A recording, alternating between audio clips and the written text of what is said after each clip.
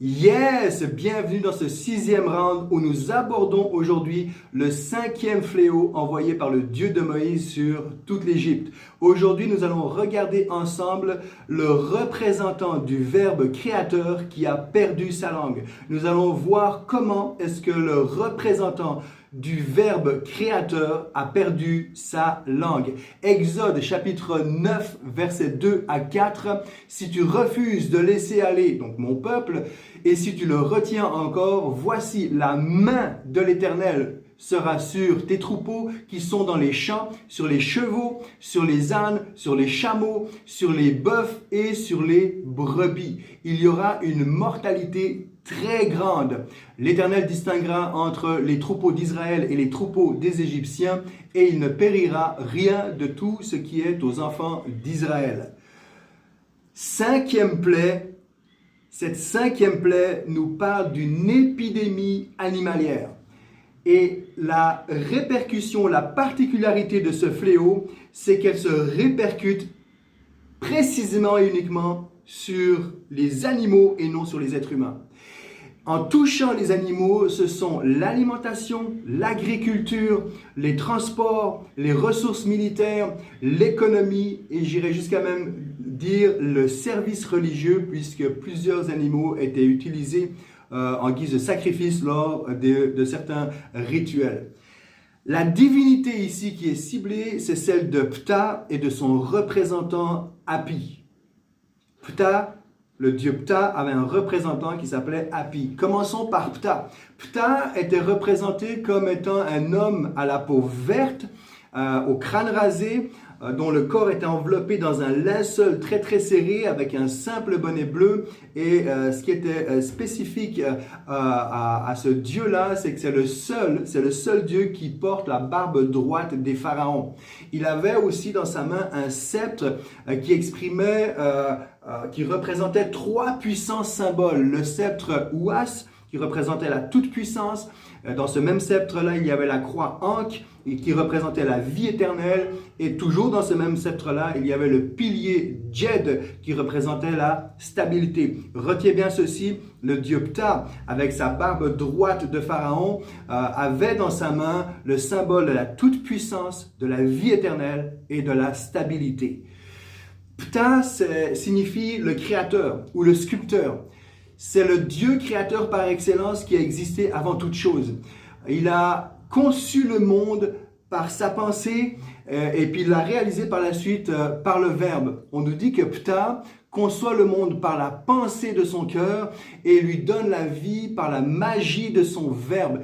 Ce que Ptah a ordonné a été créé. Est-ce que ça ne te rappelle pas un autre Dieu ? Le Dieu de Moïse, le Dieu de la Bible, notre Dieu, qui dans la Genèse dit que la lumière soit et la lumière fut. Dieu parle et la chose arrive, la chose existe.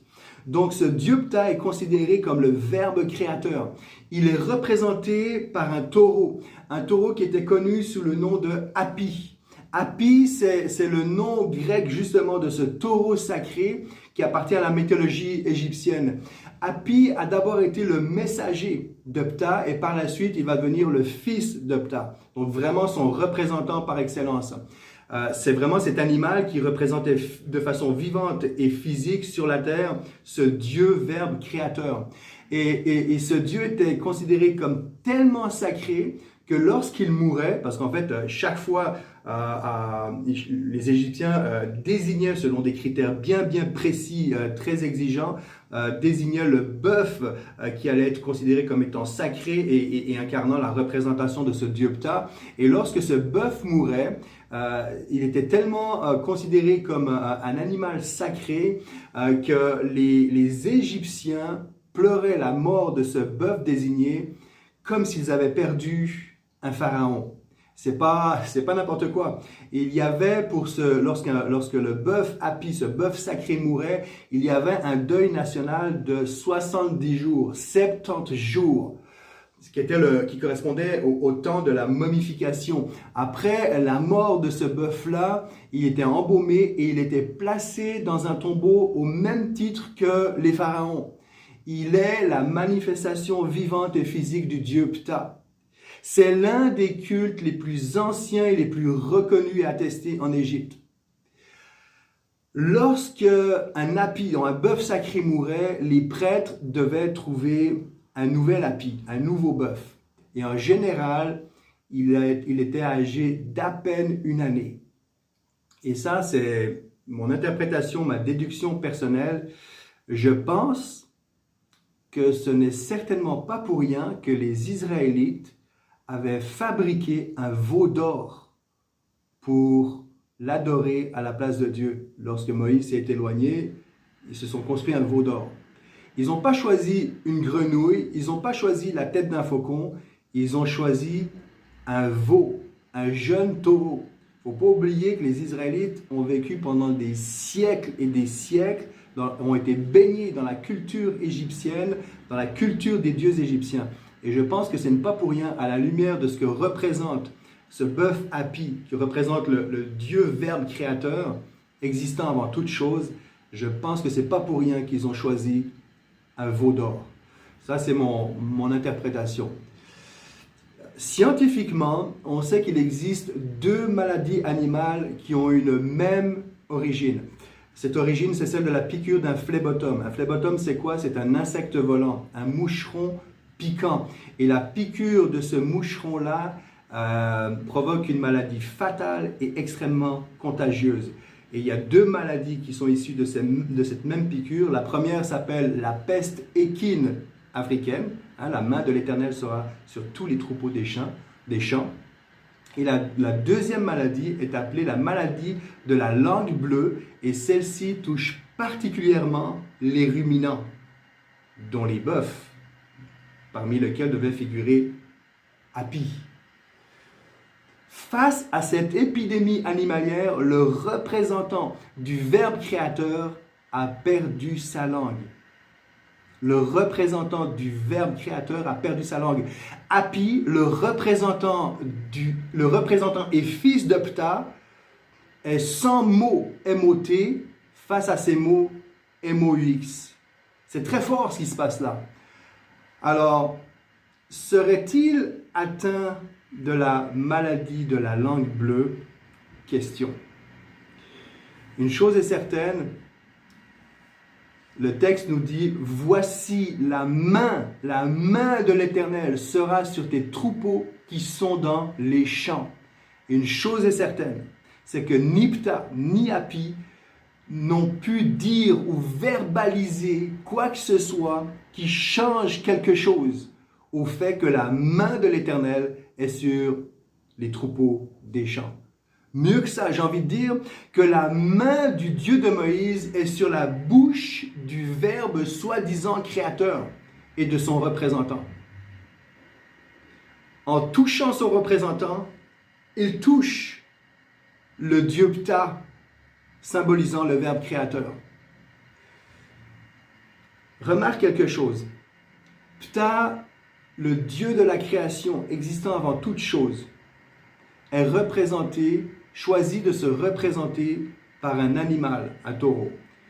Le Dieu de Moïse, notre Dieu, le Dieu des chrétiens, n'a pas choisi un animal pour se représenter, mais un être humain pour s'identifier à toi et moi. Un être humain, Jésus. Jésus qui est le Verbe incarné, envoyé par la main du Père. Tu liras dans l'évangile de Jean, le premier chapitre de Jean dans le Nouveau Testament, où on voit Jésus présenté comme étant le Verbe incarné de Dieu. C'est Dieu qui devient chair, qui prend vie. Notre Dieu se manifeste à la fois par cette main crucifiée qui réduit au silence la voix de l'accusateur de nos âmes, l'accusateur de nos consciences, et Dieu se manifeste à la fois aussi par le Verbe incarné qui est son propre Fils, Verbe incarné qui va créer une vie nouvelle, une nouvelle vie. Et pour faire écho au sceptre qui est dans la main du Dieu Ptah, cette nouvelle vie qui est créée est issue de sa toute-puissance. en voie ou en direction vers la vie éternelle sur laquelle toi et moi, nous pouvons d'ores et déjà, ici et maintenant, nous engager sur un chemin de stabilité. Il y a en Jésus, en Dieu, à travers Jésus, à travers son Verbe incarné, qui est Jésus lui-même, il y a en lui cette toute-puissance, cette vie éternelle et cette stabilité. Et ce chemin sur lequel tu peux marcher avec assurance. D'ailleurs, la Bible parle de Jésus comme étant le chemin, la vie, la vérité, etc. Wouh! 6e round, c'est un autre chaos, c'est une autre défaite pour l'arrogance de Pharaon et les dieux de l'Égypte. Dieu s'est servi potentiellement d'un simple moucheron pour anéantir l'un des plus puissants dieux de l'Égypte.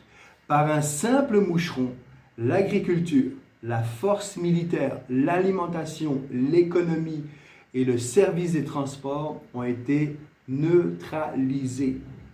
Par un simple moucheron, l'orgueil du pharaon a été rabaissé.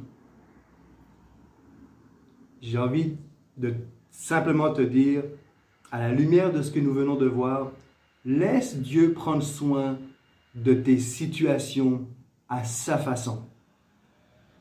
Laisse Dieu prendre soin de toi, de tes situations à sa façon. Il n'est pas à court de moyens et le vrai Dieu, Verbe créateur, qui appelle à l'existence ce qui n'existe pas, ce que tu n'oses même pas imaginer, se trouve en Jésus et Jésus seul. Peut-être tu te dis, mais pourquoi plus Jésus que les dieux des Égyptiens?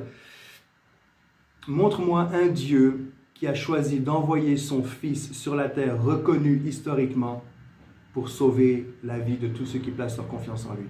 Montre-moi un Dieu qui choisit de sacrifier son propre Fils pour sauver ta vie, ma vie. Et là, je commencerai à réfléchir sur la crédibilité ou non du nom de Jésus. Laisse-le prendre soin de toi. Je te souhaite une bonne semaine. À bientôt. Allez, ciao, ciao.